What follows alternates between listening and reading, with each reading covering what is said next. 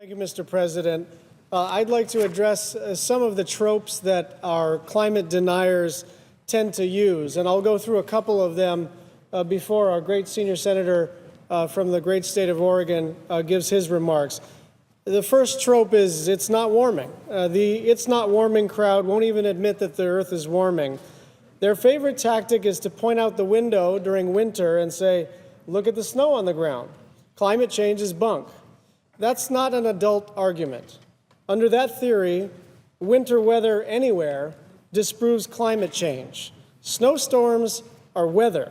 Weather is not climate. Weather is a local phenomenon over extremely short time spans. Weather is what it's going to be like tomorrow. Weather is not climate. Climate is long-term weather trends over vast regions. This is not difficult to distinguish among adults. It is easy to make a joke about how cold it is and therefore climate change is bunk, but the vast majority of science disproves that assertion. Pointing out the window on a cold day and laughing about climate change is one of the most profoundly unserious things that otherwise good and responsible leaders in this chamber do. Part of this country's greatness is our pragmatism. We see the world as it is and fix the things that we can. For that, we need reliable information, and when it comes to climate change, we have reliable information, and we ignore it at our peril. For those who say the earth isn't warming, I'd like to talk about thermometers.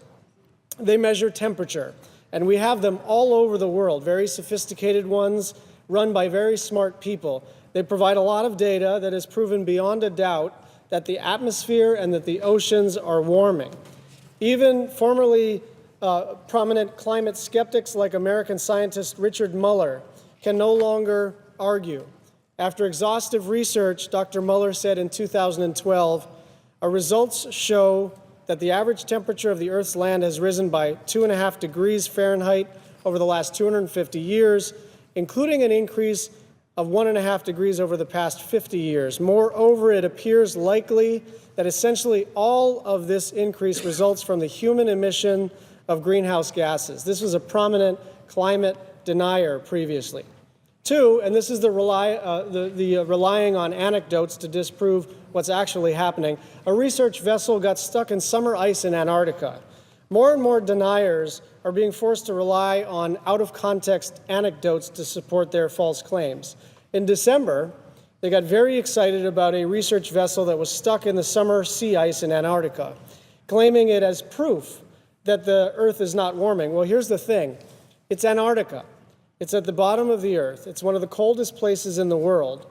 One summer's ice in Antarctica doesn't suddenly invalidate millions of worldwide temperature measurements from all over the planet.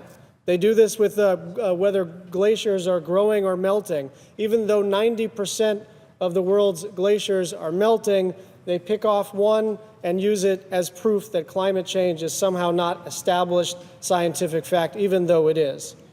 The fourth trope that we hear, and this is a pivot, we're starting to hear it more and more. It may be warming, but maybe we didn't cause it.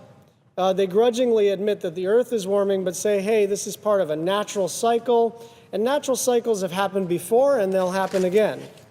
Recently, Dr. James Powell, a geochemist, former college president, and National Science Board member, studied all peer-reviewed articles on climate change. All peer-reviewed articles on climate change from 91 to 2013. He found just over 25,000 articles written since 1991. Of 25,000 articles, only 26 rejected the premise of human-caused climate change. This is no longer a real debate. It's only a debate in the four corners of this Capitol. People across the nation, insurance companies, the Department of Defense, most governments across the planet, our biggest corporations, regular people of all political stripes and in every state understand that this is what is happening to us. Some deniers also like to use responsible scientists' method against them. The truth about scientists is that they are scientists, which is to say they entertain doubt. They ask questions. They aren't afraid to express their doubts. They observe and refine their theories. So deniers cannot in good conscience use the scientific process as evidence that doubt still exists. Sure, there's uncertainty among scientists, but it's pretty much just about whether future impacts of climate change will be really bad or extremely bad. The sixth trope is it's not a big deal, maybe it's even good. As deniers paint themselves even further into a corner, they become desperate.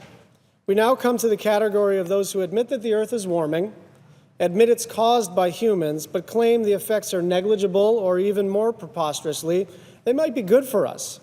Mr. President, Madam President, my colleagues and I have presented evidence from study after study after study showing that while the changes so far are manageable in some places, if we do not change our ways, the bad news will start coming faster and faster. Absent major reforms, the rate of change will increase.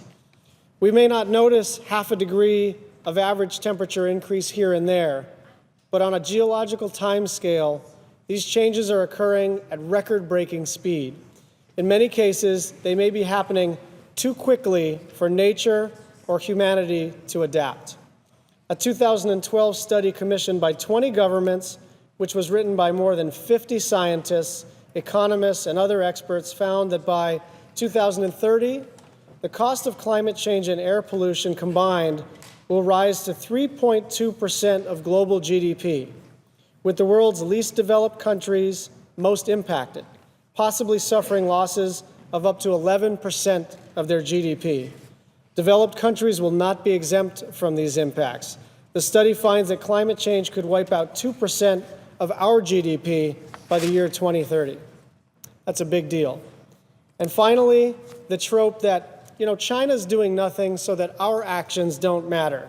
This category of deniers accepts the reality, causes, and seriousness of climate change, but then they say it's hopeless because countries like China and others are doing nothing to reduce their image. Well, that's just flat wrong. And here's the evidence. In September, the Chinese State Council released its Atmospheric Pollution Prevention Action Plan, which called for a reduction in the construction of new coal-fired power plants and a goal of generating 13% of its electricity from clean energy by the year 2017. Chinese officials have announced that they plan to institute a tax on carbon pollution in 2015 or 2016.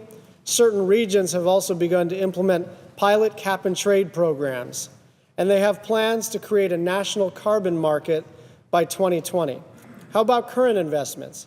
In 2012, the United States spent about $35 billion on renewables, while China spent $64 billion.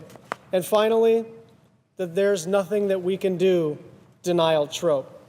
Let's throw in the towel. This crowd accepts the science, accepts the impacts, but seems to have just given up. When did we start thinking that we couldn't solve America's big problems? Since when did we start thinking that we were too small or not important enough to make a difference? I don't believe that. I believe that when America leads, the world follows. And for this country to lead, this Congress needs to act. I yield the floor.